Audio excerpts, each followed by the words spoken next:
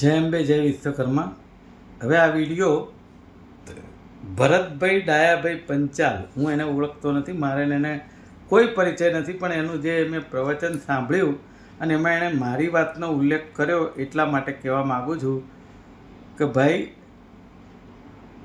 હું તમને ઓળખતો નથી, પણ તમે જે મારા માટે સ્ટેટમેન્ટ કર્યું છે કે તમે મારી દીકરીના કેસમાં વચ્ચે આવવાની કોશિશ કરી છે, એટલે હું તમને નહીં છોડું એ કહું જ છું. મારી દીકરીને બદનામ કરવામાં કે મને બદનામ કરવાના કે અમારા કેસમાં જે વચ્ચે આવ્યા છે એ કોઈને છોડવાનો નથી. એટલા માટે કે અમારા પરિવારમાં દખલગીરી શેના માટે? તમારે કાયદાકીય રીતે તમારે જે અમારા સામેવાળાને સાથ આપવો હોય તો આપો, અમને કંઈ વાંધો નથી. પણ જાહેરમાં પ્રવચન કરીને અમારા પરિવારને બદનામ કરવાની, મારી દીકરીને બદનામ કરવાની કોશિશ કરી છે. શેના માટે? છું કોણ તું ભાઈ? પાછા કે મેં એમ કહ્યું તું કેસ કરી નાખજે ભાઈ. એટલે ભાઈ, માઇક ઉપર બોલવું સારું લાગે એ તો થાય ત્યારે ખબર પડતી. અને તમે તારે કેસ કરી નાખવાનું કીધું છે ને, તો જો તમે મર્દાનગીથી બોલ્યા હોય ને તો મને કાલે આ વિડીયો સાંભળો તો તમારું નામ અને એડ્રેસ વોટ્સઅપ કરી દેજો. મારો નંબર છે 9722011803.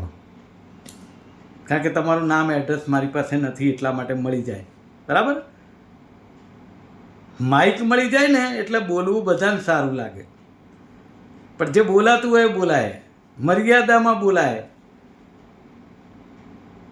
સામે બેઠા હોય ને એ તો 2-4-5 મિનિટ તાલીઓ પાડે. અમને તો 35 વર્ષથી અનુભવ છે. સમજણ પડી? એટલે મારી દીકરીના કેસમાં વચ્ચે આવવાની કોશિશ કરી છે ને, અને મારી દીકરીને મુદતની અંદર, હવે મને ખબર પડી કે તમે હશો વચ્ચે, બરાબર? હું તો હતો નહીં એ વખતે મુદતમાં, પણ મારી દીકરીને એકલી જોઈ અને જે લોકોએ હેરાન કરવાની કોશિશ કરી એને છોડવાનો નથી એક એકને.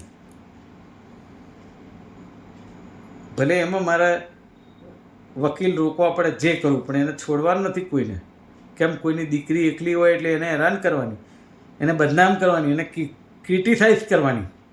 એના માટે નીકળ્યા છો તમે એમ?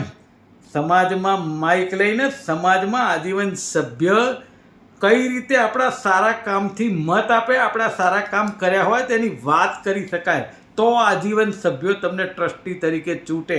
નહીં કે એક મુકેશ પંચાલ કે જેણે તમારું કૌભાંડ ઉજાગર કર્યું છે સમાજનું, અને એ મુકેશ પંચાલને બદનામ કરવાનો, એના પરિવારને બદનામ કરી અને વોટ લેવાની કોશિશ કરવી.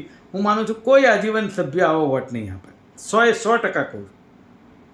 મારી મા અંબે રાત જેવું ધાબુ જ અત્યારે હાલ કહું છું કે જય મારી મા અંબે, જય વિશ્વકર્મા. આવા લોકોને જવાબ આપજો. માતાજી મા અંબે તો જવાબ આપશે જ, પણ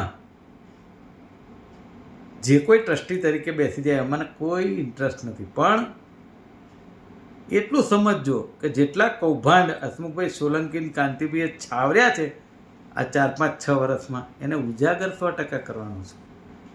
એટલે આ ભરતભાઈને પણ બહુ ઈચ્છા છે ને, તમે જોડે જોડાઈ જજો ભાઈ. હા, મને કંઈ વાંધો નથી.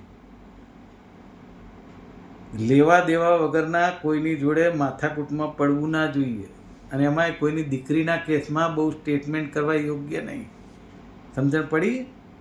હજી દિવસો બધા બહુ બાકી હોય, એટલે પોતાની મર્યાદામાં રહેવું. જય અંબે, જય વિશ્વકર્મા.